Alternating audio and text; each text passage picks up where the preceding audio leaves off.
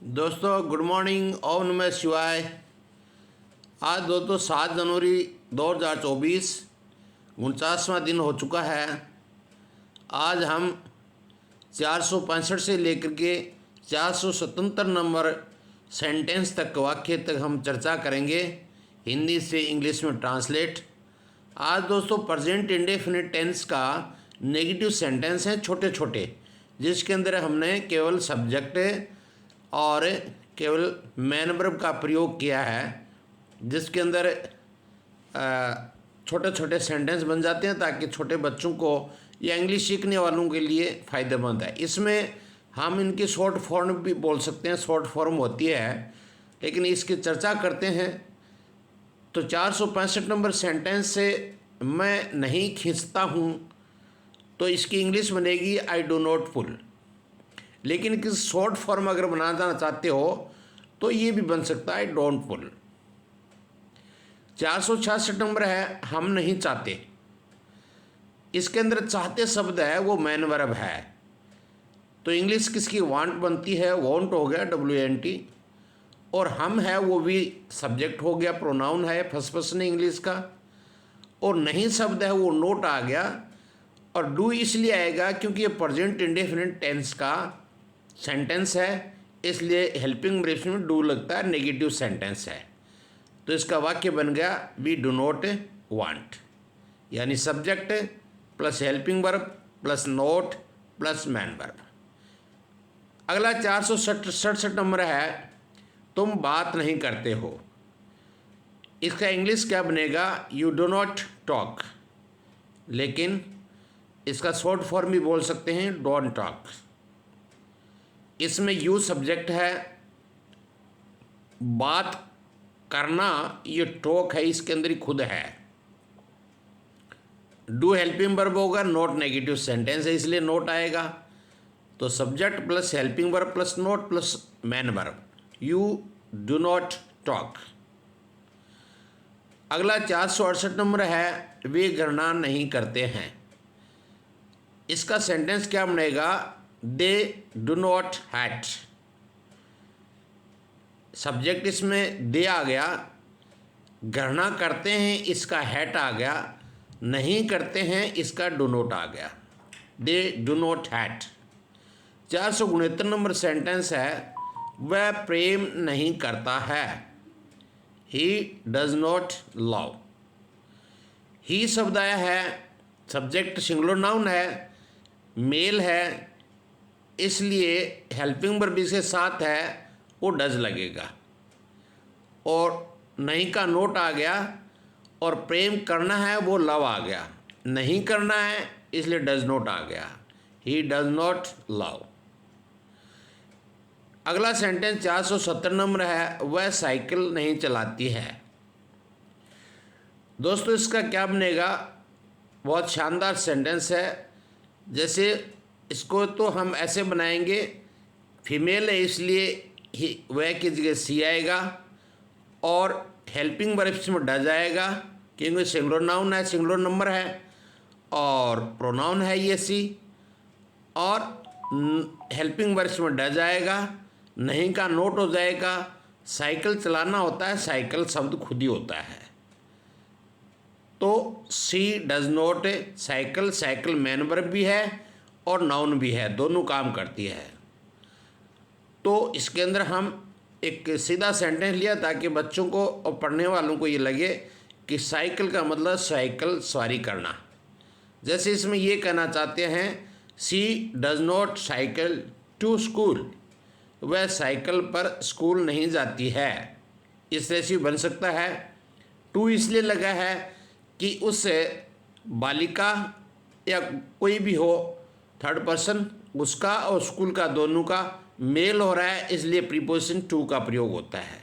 लेकिन मैंने इनमें कोई भी ऑब्जेक्ट नहीं लिया है, इसलिए नहीं लिया कि ऑब्जेक्ट में आगे लूँगा ताकि छोटे छोटे सेंटेंस हैं वो बच्चों के समझ में आ जाएं कि subject plus helping verb plus note plus man verb. Object में आगे सेंटेंस जो जो बढ़ूँगा तब तुम आगे सेंटेंस में object number 1, object number 2, preposition, article और कंजक्शन ऐसे लेते रहूँगा। अब हम अगला सेंटेंस 471 नंबर लेते हैं। राम प्रशंसा नहीं करता है। Ram does not appreciate. Appreciate माने होता है प्रशंसा करना। राम एक वचन है, सिंगुलर नंबर है, सिंगुलर नाउन है, इसलिए डज नॉट आ गया, नहीं का नोट हो गया। Ram does not appreciate. 472 number है। सीता दखलबाजी नहीं करती है। तो दखलबाजी का इंटरफियर आता है और नहीं का नोट हो गया, और डज हेल्पिंग वर्ब लगेगी क्योंकि ता है, ती है, ते है इत्यादि आते हैं हिंदी वाक्य के अंत में। तो सीता सब्जेक्ट होगा, Sita does not interfere. 473 number है। वे पानी नहीं देते हैं। दोस्तों ये बहुत एक साइकिल की तरह, जैसे मैंने मैन वर्ब का प्रयोग किया साइकिल को, वैसे मैंने पानी का प्रयोग किया है। वाटर मानी पानी भी होता है, नाउन भी होता है, और वाटर मानी होता है पानी देना। यहाँ मैंने ऑब्जेक्ट का प्रयोग इसलिए नहीं किया है कि शॉर्ट में सेंटेंस बना रहा हूँ।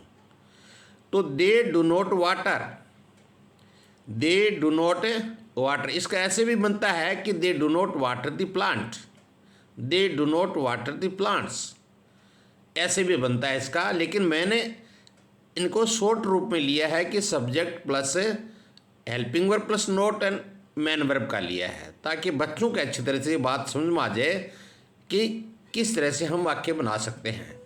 मैंने ऊपर से देखा 465 से लेकर के 473 नंबर सेंटेंस तक। सबसे पहले दो सेंटेंस हैं जिसके अंदर मैं और हम का प्रयोग किया, ये इंग्लिश के फर्स्ट पर्सन होते हैं, आई और वी। दूसरे में सेंटेंस में मैंने तुम शब्द लिया है या आप शब्द है, इसको मैंने यू लिया है, ये इंग्लिश का प्रोनाउन है और ये सेकंड पर्सन है।